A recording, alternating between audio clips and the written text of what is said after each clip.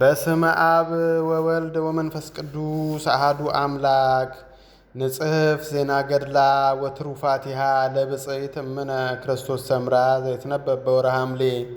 አንድ አምላክ በሚሆን በአብ በወልድ በመንፈስ ቅዱስ ስም አምነን በሐምሌ ወር የሚጸለይ የሚነበብ የእናታችን የብፅዕት ክርስቶስ ሰምራን ገድሏንና ዜና ትሩፋቷን ለመጻፍ እንጀምራለን። ልመናዋ አማላጅነቷ ይደረግልን ለዘላለሙ አሜን።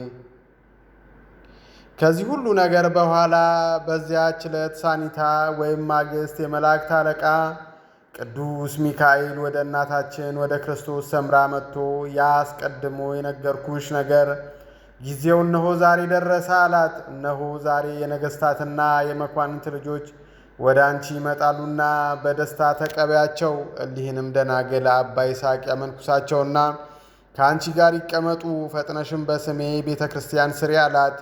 ይህንንም ተናግሮ ከእሷ ተሰወረ። በዚህች ሰዓት ብዙ ሴቶች ወደ እሷ መጥተው ከእግሯ በታች ሰገዱ። የእኛ የሴቶች መመኪያ እናታችን እንዴት አለሽ? ሰላም ላንቺ ይሁን አሏት። እሷም የእግዚአብሔር ሰላም ከእናንተ ጋር ይሁን አለቻቸው።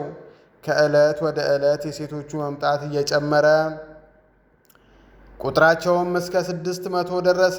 እነሱም ለተልኮ ይፋጠኑ ነበር። አባ ይስሐቅም ቆባቸውንና አስኬማቸውን ተቀብሎ እየባረከ ያመነኩሳቸው ወይም ሥርዓተ ምንኩስና ይፈጽምላቸው ጀመር። ከዚያም እንግዲህ ከዛሬ ጀምራችሁ የመላእክት አለቃ የቅዱስ ሚካኤልን ቤተ ክርስቲያን ለመስራት ከእናታችሁ ከክርስቶስ ሰምራ ጋር ተዘጋጁ፣ ተሽቀዳደሙ አላቸው። እነሱም እሺ መልካም እንዳዘዝከን እናደርጋለን አሉት። አባ ይስሐቅም በቅዱስ ሚካኤል ረዳትነት ክርስቶስ ሰምራን ከእነዚያ ደናግል ወይም መነኮሳት ጋር የቤተ ክርስቲያኑን ሥራ በ3 ወር ውስጥ ሰርቶ ጨረሰ። ከዚህም በኋላ አባ ይስሐቅ ከሩቅና ከቅርብ የገዳማት መነኮሳትንና ታላላቅ ሰዎችን ጠርቶ ያችን ቤተ ክርስቲያን ቀደሳት ወይም ባረካት። ሁሉም ወንዱም ሴቱም የክርስቶስ ቅዱስ ሥጋውን ክቡር ደሙን ተቀብሎ ዳግመኛ ጌታ ኢየሱስ ክርስቶስ ወደ እናታችን ወደ ክርስቶስ ሰምራ መጥቶ ወዳጄ ክርስቶስ ሰምራ ሆይ ከእንግዲህ እነዚህን ደናግል ወይም መነኮሳት ሕገ ወንጌልን አስተምሪያቸው፣ እንዳይዘናጉ እንቅልፍም እንዳይወስዳቸው ጠብቂያቸው አላት። ይህንንም ነግሯት በታላቅ ክብር ወደ ሰማይ አረገ። ከዚህ ሰዓት ጀምሮ ከዚህ ቀጥሎ እንደተመለከተው የወንጌልን መንግሥት ታስተምራቸው ጀመር። በዚያን ጊዜ መንግሥተ ሰማያት መብራታቸውን ይዘው ሙሽራውን ለመቀበል የወጡ 10 ደናግልን ትመስላለች። ከእነሱም መካከል 5ቱ ሰነፎች ሲሆኑ 5ቱ ደግሞ ብልሆች ነበሩ። ሰነፎቹ መብራታቸውን ብቻ ይዘው ሌላ ትርፍ ዘይት አልያዙም ነበር። ብልሆቹ ግን ከመብራታቸው ጋር በማሰሯቸው ወይም በጠርሙሳቸው ሌላ ትርፍ የመብራት ዘይት ይዘው ነበር። ሙሽራውን በዘገየ ጊዜ እንቅልፍ ስለያዛቸው ሁሉም ተኙ። እኩለ ሌሊትም በሆነ ጊዜ ታላቅ ጩኸት ሆነ። እነሆ ሙሽራው መጥቷልና ወጥታችሁ ተቀበሉ ተባለ። ሙሽራውን ይቀበሉ ዘንድ ወጡ። በዚያን ጊዜ እነዚያ ደናግሎች ከእንቅልፋቸው ነቁ። ተነስተውም መብራታቸውን አዘጋጁ። እሊያ ሰነፎች ደናግልም ብልሆቹን ደናግል መብራታችን ሊጠፋብን ነው፣ ቶሎ ብላችሁ ከዘይታችሁ ስጡን አሏቸው። ብልሆቹም ለእኛና ለእናንተ የሚበቃ አልያዝንም፣ ነገር ግን ወደሚሸጡ ሂዳችሁ ግዙ እንጂ አሏቸው። ሊገዙም በሄዱ ጊዜ ሙሽራው መጣ። ተዘጋጅተው ይጠብቁ የነበሩትም ከእርሱ ጋር ወደ ሰርጉ ቤት ገቡ። ደጁም ተዘጋ። ከዚህም በኋላ የቀሩት ሰነፎቹ ደናግል መጥተው አቤቱ እንገባ ዘንድ መተናልና ክፈትልን አሉት። ጌታም መለሰና እውነት እውነት እላችኋለሁ አላውቃችሁም፣ ተግታችሁ መጠበቅ ተስኗችኋልና አላቸው። እንግዲህ በቅዱሳት መጻሕፍት በሕያዋንና በሙታን ላይ ሊፈርድ ዳግመኛ ይመጣል ተብሎ እንደተነገረው ለጻድቃን ሊፈርድላቸው፣ ለኃጥአን ሊፈርድባቸው የእግዚአብሔር ልጅ በጌትነቱ መጥቶ እንደነዚህ ሰነፎች አላውቃችሁም ባላችሁ ጊዜ ምን ትመልሳላችሁ? እያለች ትመክራቸው ነበር። ሁልጊዜ ጥሩ ጥሩ ምሳሌ እያመጣችና እየተረጎመች እያብራራች ታስተምራቸው ነበር። እንዲህ እያለች የገዳም አስተዳዳሪ ወይም እመምኔት ለሆነች የመጻሕፍትን ነገርና ምስጢር ያለ ስንፍናና ያለ ልጆቿ ታስተምር ዘንድ ይገባታል። ያለ መታከትም እናንተ ደናግል ሆይ ክብረ ንጽሕናችሁን ያለ ጊዜው የምታሳድፉ ወዮላችሁ፣ ወዮታ አለባችሁ። የሚበላ እሳት፣ የሚያቃጥል ነበልባል ይጠብቃችኋልና። ጠጉርን በመጎንጎን ሎቲን በማንጠልጠል ደረትን በመነቀስ የሰውን ልጅ የምታስቱ ሁሉ ወዮላችሁ፣ የሚያቃጥል እሳት ተዘጋጅቶላችኋልና እያለች ሁልጊዜ ትመክራቸው ነበር።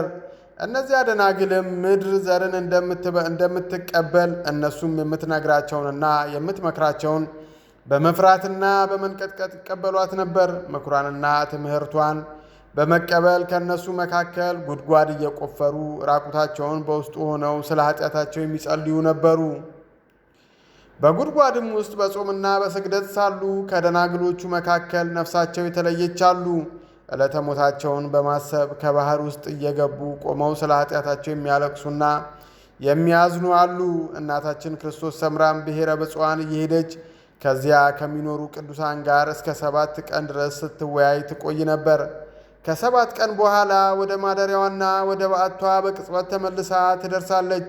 ሄኖክና ኤልያስ ካሉበት ብሔረ ሕያዋን እየሄደች ከእነሱ ጋር ከተወያየች በኋላ ከዚያ ፈጥና በክንፈ ረድኤት ወደ በዓቷ የምትመለስበት ጊዜ አለ።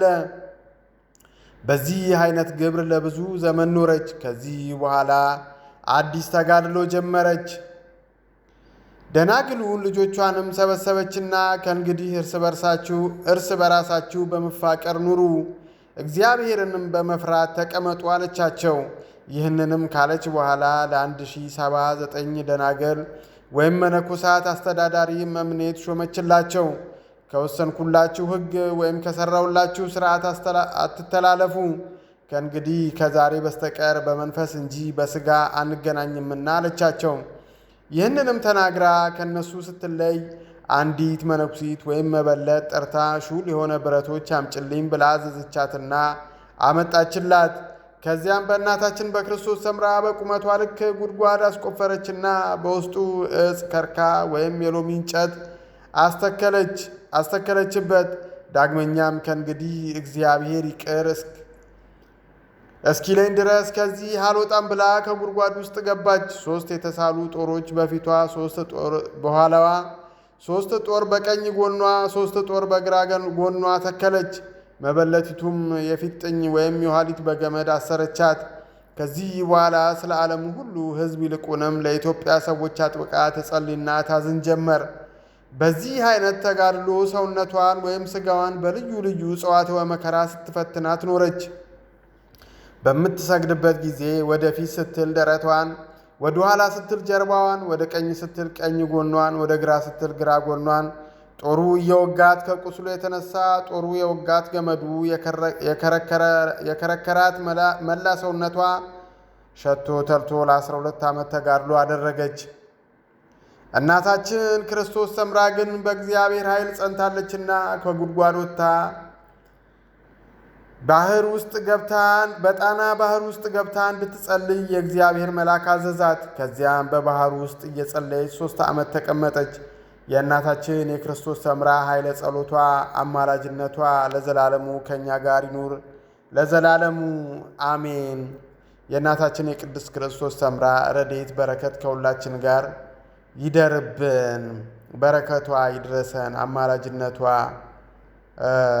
ይጠብቀን ለዘላለሙ አሜን። እንዲህ ያሉ መንፈሳዊ ምንባባት እንዲደርሳችሁ ቻናሉን ሰብስክራይብ እንዲሁም ላይክ፣ ሼር እንድታደርጉት በአክብሮት እጠይቃለሁ።